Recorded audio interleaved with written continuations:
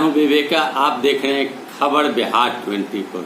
आज 8 अक्टूबर है। 8 अक्टूबर की छोटी बड़ी खबरों से मैं आपको अवगत करा दूं। सबसे पहले उन विद्यार्थियों के लिए खबर मैं देना चाहता हूं जो विद्यार्थी मेहनत मुशक्कत करते हैं और पढ़ाई करते हैं। इंटरमीडिएट परीक्षा 2 और मैट्रिक परीक्षा 17 फरवरी से प्रारंभ होगी।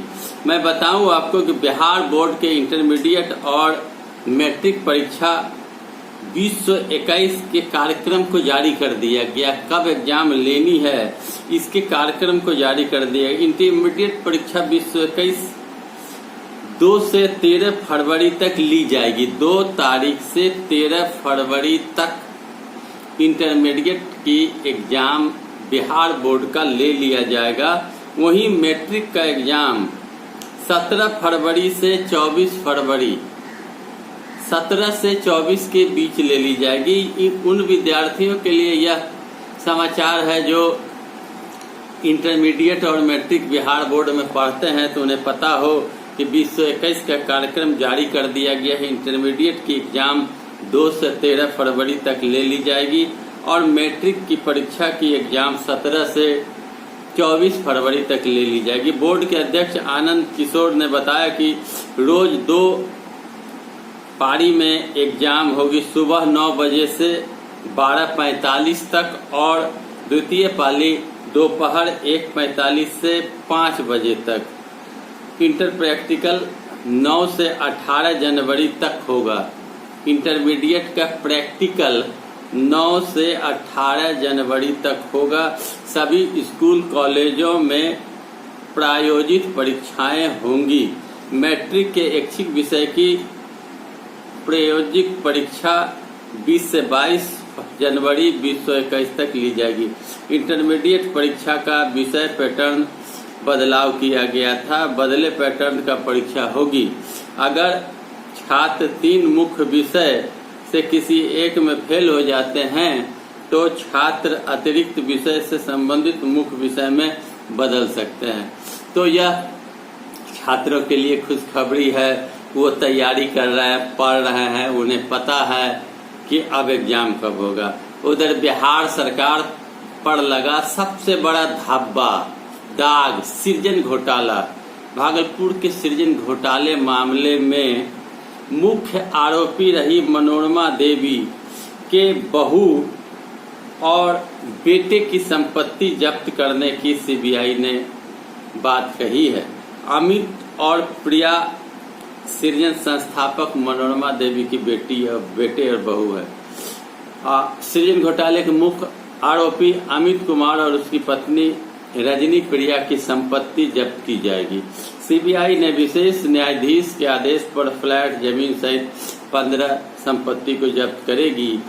कहा जा रहा है कि कई स्थानों पर, कई जगहों पर करोड़ों करोड़ की संपत्ति है।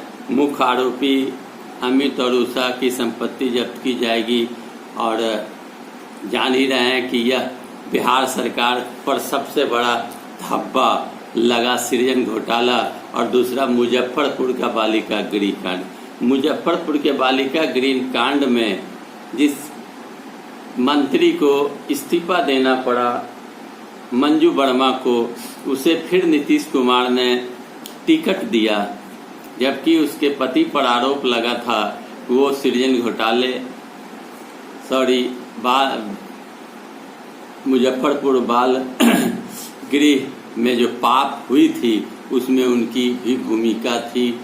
पिस्टल, गोली वगैरह भी घर पर बरामद हुआ। इस्तीफा देना पड़ा, लेकिन उससे सरकार ने फिर से मंजू वर्मा को टिकट दे दिया।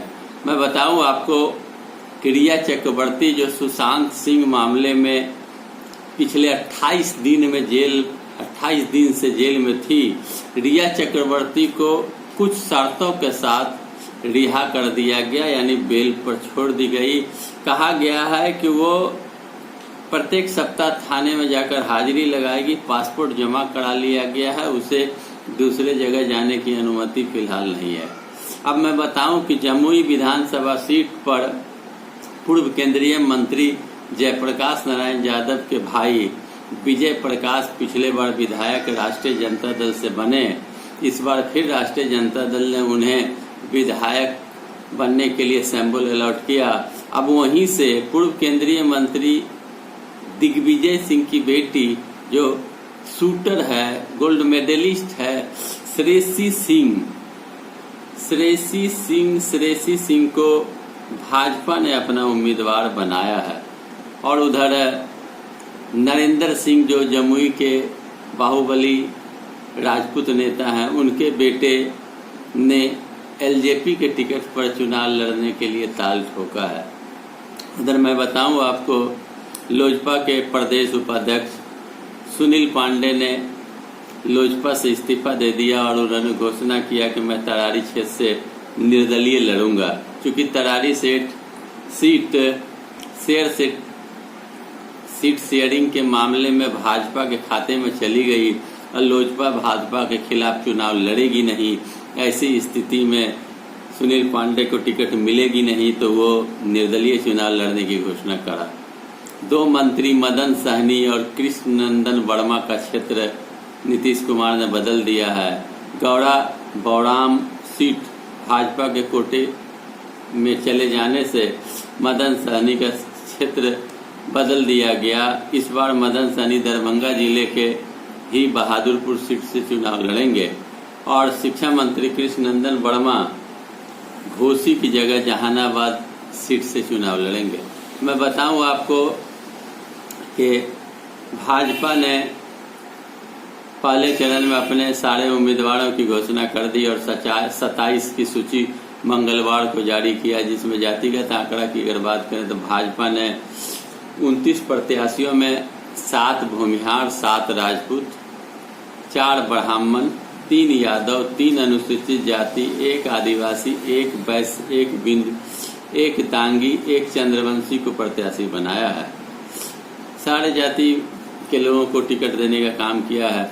उधर राष्ट्रीय जनता दल 71 में 42 उम्मीदवारों की घोषणा की है, जिसमें कहा गया है कि पहले चरण में 19 यादव, 3 कोयरी, 3 मुस्लिम, 1 राजपूत भूमिहार ब्राह्मण, 2 वैश्य, 8 अनुसूचित जाति, 1 अनुसूचित जनजाति, 3 अति पिछड़ा जाति के प्रत्याशियों को मैदान में उतारा है। और मैं बताऊं आपको, अगर जदयू की बात करें तो राजगीर और वैशाली से टिकट कटा है। वैशाली के पिछले बार प्रत्याशी रहे राजकिशोर सिंह की जगह पर सिद्धार्थ पटेल को प्रत्याशी बनाया गया है और राजगीर विधायक रवि ज्योति कुमार की जगह कौशल किशोर को टिकट दिया गया है, जो कौशल किशोर हरियाणा के राज्यपाल और भाजपा के वरिष्ठ नेता सत्यदेव नारायण आर्य के पुत्र हैं। अब मैं आपको जदयू के भी जाति की आंकड़ा बता दूं कि जदयू में महिला 22, महिला को टिकट दिया गया, अति पिछड़ा 19, यादव 18, कुशवाहा 15, भूमिहार 10, राजपूत 7, ब्राह्मण 2, कुर्मी 12, अनुसूचित जाति 17, अनुसूचित जनजाति 1, अल्पसंख्यक 11, वैश्य 3। मैं फिर एक बार जदयू का लिस्ट बता दूं, महिला 22, अति पिछड़ा 19, यादव 18, कुशवाहा 15, भूमिहार 10, राजपूत 7, ब्राह्मण 2, कुर्मी 12, अनुसूचित जाति 17, अनुसूचित जनजाति 1, अल्पसंख्यक 11, वैश्य 3। यह जदयू के 115 जो सीट की घोषणा उन्होंने की है, उसमें जातिगत यह गिनती और आंकड़ा है। उधर मैं बता दूं आपको कि रामेश्वर चौरसिया जो भाजपा के बड़े नेता थे और उषा विद्यार्थी, उन्हें बेटिकट किया गया और भगवान सिंह कुशवाहा जो जदयू के थे, बड़े नेता थे, इन लोगों को टिकट नहीं दी गई। तो कहा जाता है कि भाजपा के फायर ब्रिगेड थे रामेश्वर चौरसिया, जिन्होंने लोजपा का दामन थामा और उन्हें लोजपा से चुनाव लड़ने के लिए टिकट दिया गया है और उषा विद्यार्थी को पालीगंज से लड़ने के लिए दिया गया है। अब भगवान सिंह कुशवाहा को जगदीशपुर से लड़ने के लिए दिया गया है और जहाजा से रविंद्र यादव जो भाजपा के एमएलए थे, उन्हें टिकट लोजपा ने दिया है। राजेंद्र सिंह को भी टिकट दिया है। तो भाजपा में बड़ी टूट हुई जदयू भाजपा में बहुत ज़्यादा टूट है। ददन पहलवान जैसे कई बार के विधायक बक्सर डुमरांव के, उन्हें टिकट से जदयू ने वंचित कर दिया। कहना गलत नहीं होगा कि भागम भाग के इस चुनावी खेल में कौन कहाँ फिट बैठते हैं, क्या मापदंड है, कहना मुश्किल है। सबसे ज़्यादा भागम भाग और तोड़ फोड़ भाजपा और जदयू में है, और जदयू के ऑफिस में कार्यकर्ताओं ने मुर्दाबाद का नारा भी लगाया। मेरा वीडियो अच्छा लगे तो लाइक करें, शेयर करें, कमेंट करें, सब्सक्राइब करें मेरे चैनल को। धन्यवाद।